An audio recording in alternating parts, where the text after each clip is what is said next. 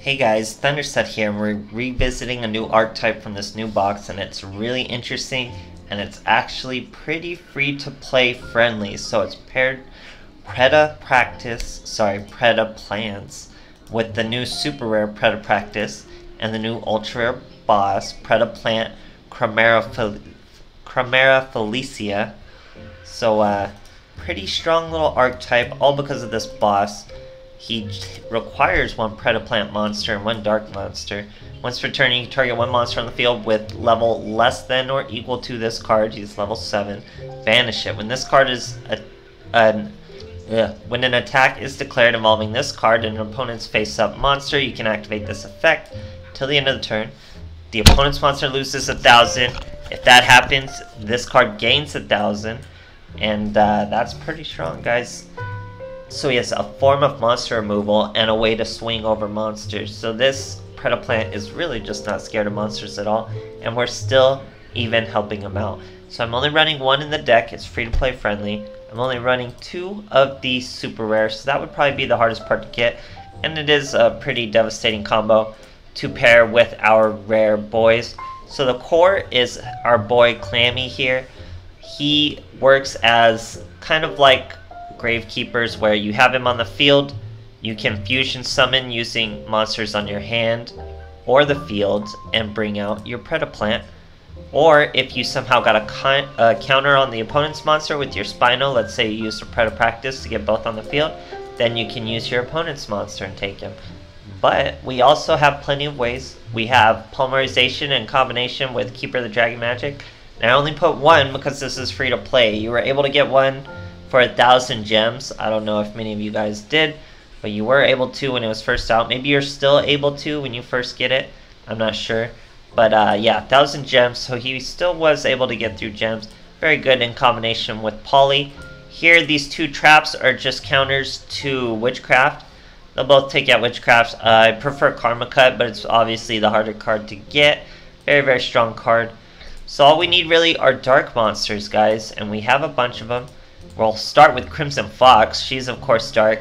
You use her in this fusion, you use her in this fusion, you're going to get her effect to put your monster at 0. Really helps out with this boy because he'll attack that 0 monster and still raise his attack that 1,000, so it's even better than a direct attack. Very, very nice. Then we also have Dark Sealed Hex Fusion. This you can normal summon next to one of these boys and still get your boy out. He also opens the door to Polyed Elemental Hero Brave Neos with our boy Keeper of the Dragon Magic. Very cool combos. We're still using one Plague Spreader Zombie. That gives us Bryonic and Gigantic Castle. Usually you won't use Gigantic Castle because you want to keep one of your level 7 monsters. But let's say something happens to him and you're able to. It's an option we have right there. So we've put in 2 of those. One Sphere Boy because he's a great hand trap. And that's pretty much it. Even Keeper of the Dragon Magic himself is dark. Then we added in 2 Econs because Econs are awesome and they work in this deck just as well as any other deck. So I'm using Ties That Bind, but this deck can actually use my monster cards if you want. I preferred the little bit of firepower because you already have mostly monster cards. So you're mostly getting monster cards to begin with.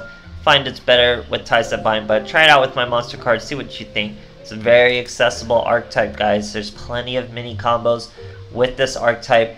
The boss monster is strong enough. Try it out. If you're free to play friendly, this is probably the archetype to aim on the box. It's pretty strong, guys. I like it. So let me know what you think, and thanks for watching. Alright, here we are facing Little Yugi, old school Little Yugi no less, going second. Very, very good. Like I said, this deck can use my monster cards also, but I don't think it really would do much for the deck because you're still getting hands like this anyway, and now we have Ties That Binds. But our boy over here is using my monster cards with E-Sabers and still pulling all these E-Lords.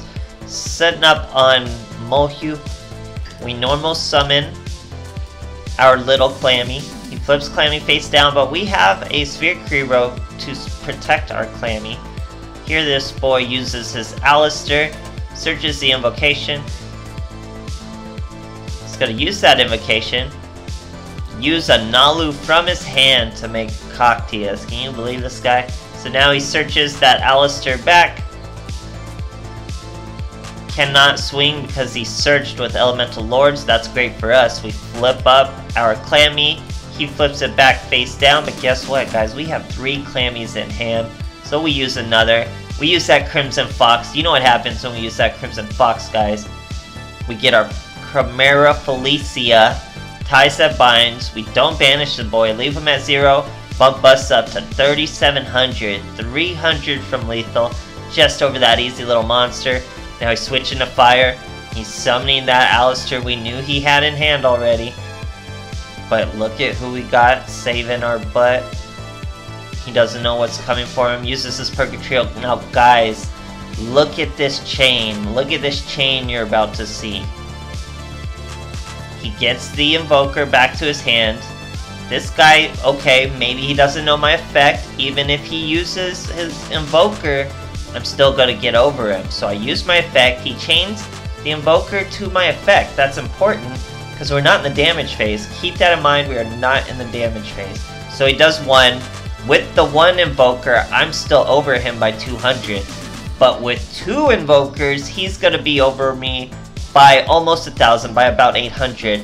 But I'm able to chain the Sphere Karibo to the Invokers because we are not in the damage step. We are still on Battle Declaration, guys. Absolutely crazy chain. You do not see that often. He would have been 4,300. Destroys our other Clammy with this Cactius. We set our Darksteel Hex Fusion. We banish that Purgatrio. We swing over the Cactius. Guys, he lost 2 invokes from that last combo, so he had nothing to protect that Cactius. We destroyed a Purgatrio. We destroyed a Cactius. Look at this free-to-play deck clap. This guy's throwing everything at us. He throws the Dark Cavalry, tries to swing at our Chimera Felicia. No way, bro. We don't even target. He commits Senpuku. What a crazy duel, guys. Great, great stuff. Alright, here we are facing a Leo. Going second. Let's see what he's got in store for us. Using Karate Man, Sleeve, and Mat. Now that is super old school. Starting with 2 Clammy. We have an Econ take. Our boy's starting with a Solitaire, bringing out a Spectral Sword. We're not too scared of that. With no back row, we're gonna hit this boy for no TK. All we do is start with the Keeper of Dragon Magic, throw away the Clammy. That brings out the Poly. We can Poly the other Clammy and the Dark Sealed Hex Fusion to bring out our Chimera Felicia. We're gonna banish that poor Spectral Sword. We even have an Econ to fall back on, but we don't even need it with that immediate lethal. Great, great stuff, guys. Alright, here we are facing an Aster Phoenix. We're going second. That's gonna turn out to win us the duel.